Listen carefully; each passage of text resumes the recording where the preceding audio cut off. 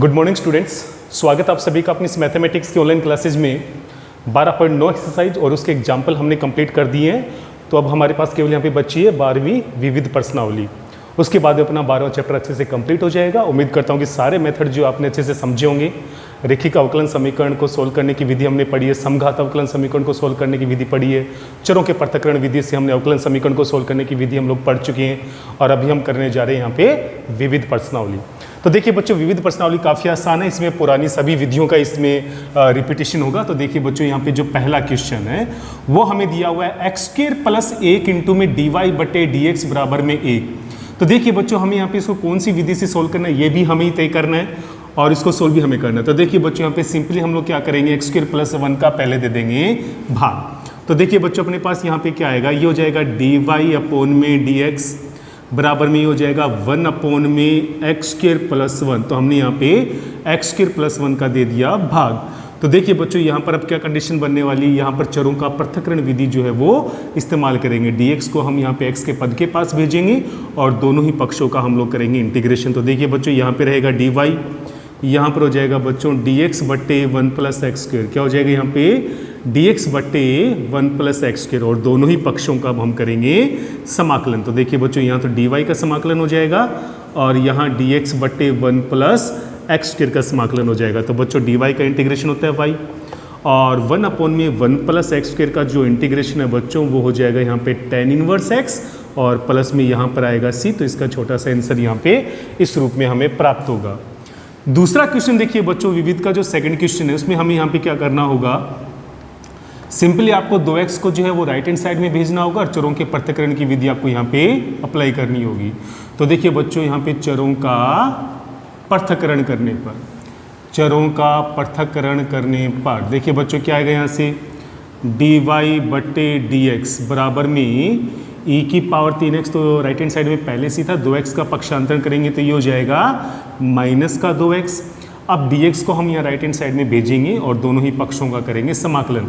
तो dy बराबर e⁻3x - 2x, और यहाँ पर लग जाएगा dx। अब हम दोनों ही पक्षों का करेंगे इंटीग्रेशन। तो ये हो जाएगा e⁻3x और -2x और dx। तो देखिए बच्चों, dy का इंटीग्रेशन हो जाएगा y, e⁻3x का समाकलन हो जाएगा e⁻3x/3, और 2x का इंटीग्रेशन -x²/2। तो 2 से 2 हो जाएगा कैंसिल, और प्लस में आ जाएगा यहाँ पे c। आप इसको इस प्रकार से भी अरेंज कर सकते हैं, y + x² बराबर में e⁻3x/3 प्लस, या आप जिस भी रूप में इसको अरेंज करके रखना चाहो आपको इसका आंसर मान्य होगा, और इसमें कोई ना कोई ऑप्शन में आपको ये जरूर मिलेगा।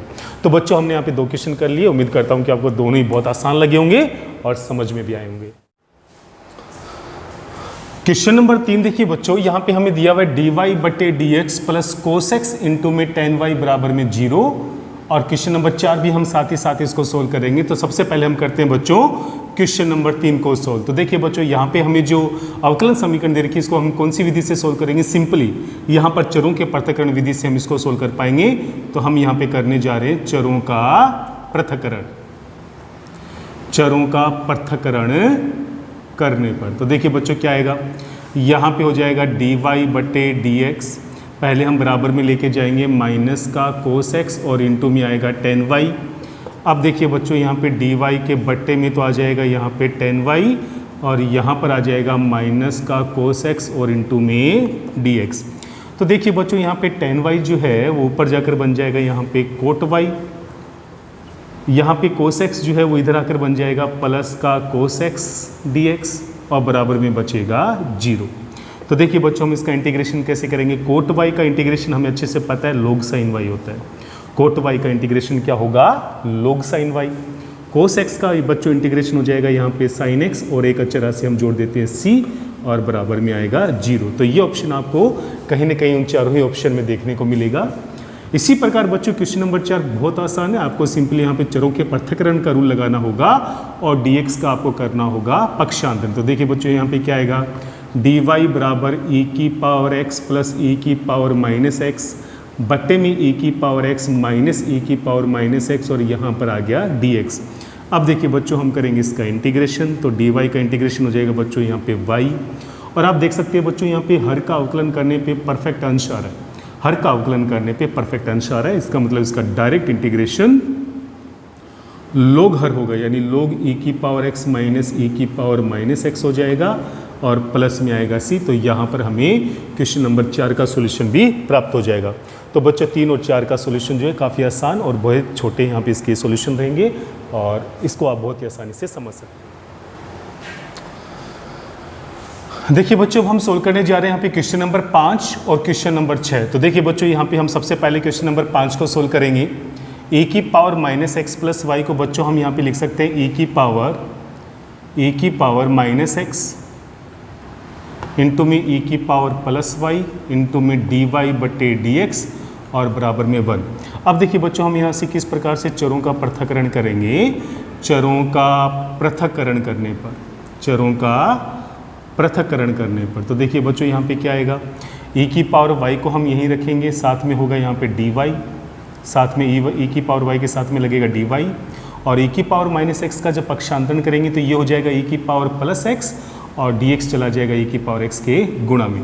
अब देखिए बच्चों हम सिंपली यहाँ पे दोनों पक्षों का इंटीग्रेशन करेंगे तो यहाँ पर आ जाएगा e की पावर y dy और यहाँ पर इंटीग्रेशन हो जाएगा e की पावर x का।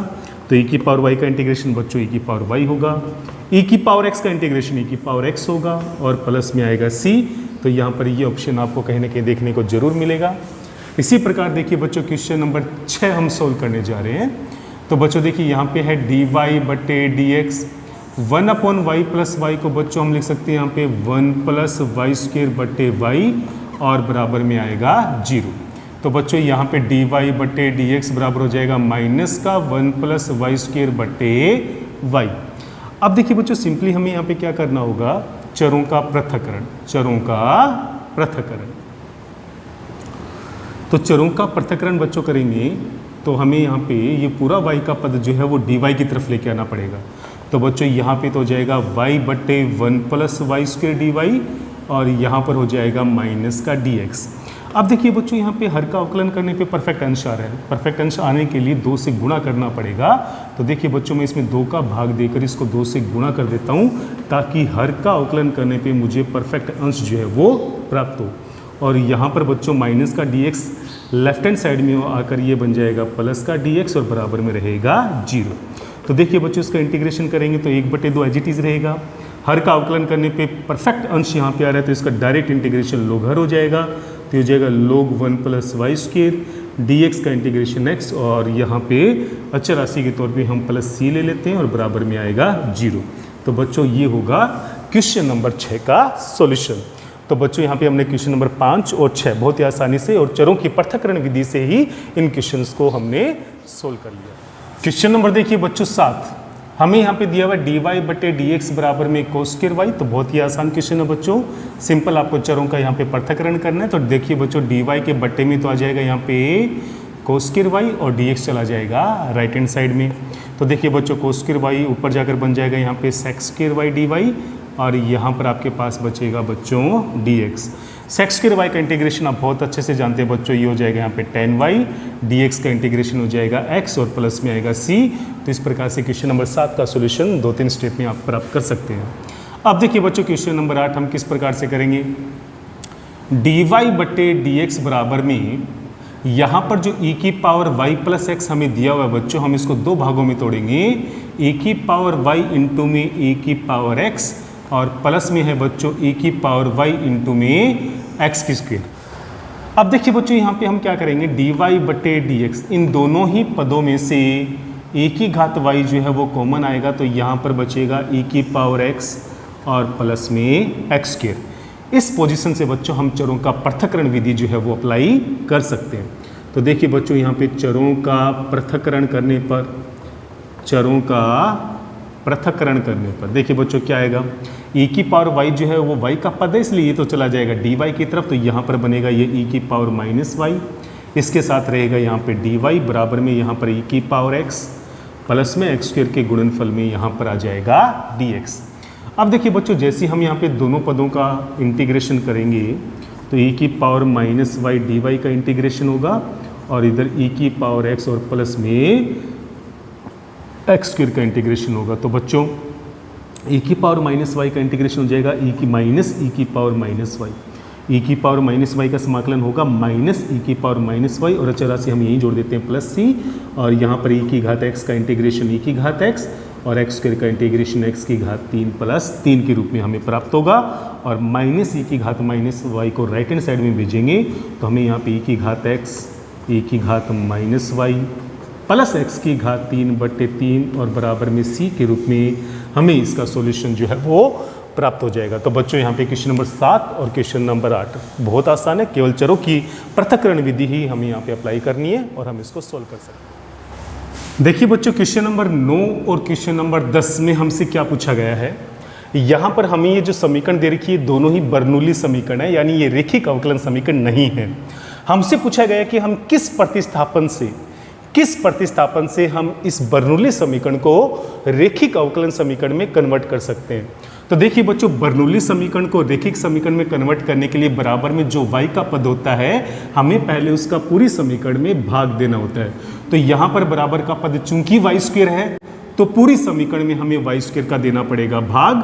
तो बच्चों यहाँ पर आ जाएगा 1/y स्क्वायर dy/dx प्लस में बच्चों यहाँ पर रहेगा 1/y स्क्वायर का भाग देंगे बच्चों तो यहाँ बट्टे में xy बचेगा और बराबर में आ जाएगा बच्चों यहाँ पे 1/x²। तो देखिए बच्चों, आप देख सकते हैं कि हमें यहाँ पे कौन सा प्रतिस्थापन लेना पड़ेगा। तो हमें यहाँ पे 1/y को जो है वो क्या मानना पड़ेगा, v या t, हम किसी में भी इसको कन्वर्ट कर सकते हैं। तो बच्चों हमें यहाँ पे प्रतिस्थापन कौन सा लेना पड़ रहा है, 1/y बराबर v लेना पड़ेगा, जिससे मुझे इसका अवकलन करने पे -1/y² dy/dx बराबर dv/dx का पद प्राप्त होगा। तो यहाँ पे 1/y² dy/dx का मान जो है वो -dv/dx प्लस में 1/x इंटू में v और बराबर में बच्चों यहाँ पे 1/x²। और जैसे हम इसको माइनस से गुणा करते हैं तो dv/dx माइनस का 1/x इंटू v बराबर में माइनस का 1/x² के रूप में हमें जो है बच्चों वो इसका जो रेखिक अवकलन समीकरण का रूप है वो प्राप्त हो जाएगा। परंतु बच्चों क्वेश्चन इतना ही पूछा गया था कि हमें यहाँ पे कौन से प्रतिस्थापन के द्वारा हम इसको रेखिक में कन्वर्ट करेंगे। तो प्रतिस्थापन होगा 1/y बराबर v, या हो सकता है यहाँ पे t दे दे, तो किसी न किसी ऑप्शन में आपको ये सॉल्यूशन जो है वो प्राप्त हो जाएगा। क्वेश्चन नंबर 10 बच्चों, थोड़ा सा इसमें हमने चेंज किया है, हमने गलती से क्वेश्चन नंबर 9 को ही 10 में लिख दिया था। देखिए बच्चों, यहाँ पे दिया हुआ dy/dx प्लस xy बराबर e की पावर -x इंटू वाई की क्यूब। तो देखिए बच्चों, यहाँ पर ये बर्नौली समीकरण है, हमें इसको किस प्रकार से जो है वो रेखिक में कन्वर्ट करना होगा। तो हमें यहाँ पे y की घात 3 का देना पड़ेगा पूरी समीकरण में भाग। तो बच्चों यहाँ पे क्या आएगा, y की घात 3 का भाग देंगे तो बच्चों यहाँ पे आ जाएगा 1/y की घात 3, यहाँ पर हो जाएगा dy/dx प्लस बच्चों यहाँ बचेगा x/y² और बराबर में e की पावर -x। अब आपको देख सकते हैं बच्चों, मैं जैसे यहाँ पे 1/y² को जो है वो v मान के चलता हूँ तो मुझे यहाँ पे अवकलन करने पे पहला पद जो है वो प्राप्त हो जाएगा। तो बच्चों हमने यहाँ पे प्रतिस्थापन क्या लिया, y की घात -2 भी लिख सकते हैं, यानी जैसे मैं y की घात -2 को v के इक्वल लेके चलता हूँ तो मैं इस पूरी बर्नौली समीकरण को जो है वो रेखिक अवकलन समीकरण में कन्वर्ट कर सकता हूं। तो बच्चों यहाँ पे आपने देखा होगा हमसे केवल इसमें यही पूछा गया था कि इन दोनों ही समीकरण को रेखिक समीकरण में परिवर्तित करने के लिए प्रतिस्थापन कौन सा लेना होगा। तो बच्चों यहाँ पे 1/y बराबर v लेना होगा, या आप t भी मान सकते हैं, और यहाँ पे 1/y² बराबर v लेना होगा, या y की घात -2 बराबर v लेना होगा, जिससे ये बर्नौली समीकरण जो है वो रेखिक अवकलन समीकरण में कन्वर्ट हो जाएगी। अब देखिए बच्चों, हम बात करते हैं यहाँ पे क्वेश्चन नंबर 11 की। तो क्वेश्चन नंबर 11 जो है बच्चों वो क्वेश्चन नंबर 2 जो हमने अभी विविध में कंप्लीट किया है, बिल्कुल वही क्वेश्चन जो है वो रिपीट हुआ है। तो क्वेश्चन नंबर 2 और क्वेश्चन नंबर 11 दोनों सेम है, तो आप क्वेश्चन नंबर 11 को स्वयं हल करेंगे। तो बच्चों मैं आज के लिए इतना ही करवाने वाला हूँ। आज हमने 11 क्वेश्चन जो है वो सॉल्व कर लिए हैं। बचे हुए क्वेश्चंस को हम कल कंप्लीट करने का पूरा प्रयास करेंगे। उम्मीद करता हूँ कि विविध प्रश्नावली बेहद आसान है, बहुत ही आपको इजी लगी होगी और ये आपको समझ में भी आई होगी। तो आप इसके ऊपर ज़रूर प्रैक्टिस करिए, और यहाँ पर आपको अभ्यास की बहुत ज़्यादा आवश्यकता पड़ेगी, क्योंकि सबसे पहले आपको डिसाइड करना होता है कि विधि कौन सी लगेगी और उस विधि को हम किस प्रकार से अप्लाई करेंगे। तो बच्चों कोई भी डाउट हो तो आप ज़रूर पूछिएगा। उम्मीद करता हूँ कि आप लोग जो है अच्छी मेहनत करेंगे, लगन के साथ लगे रहेंगे। जय हिंद, जय भारत।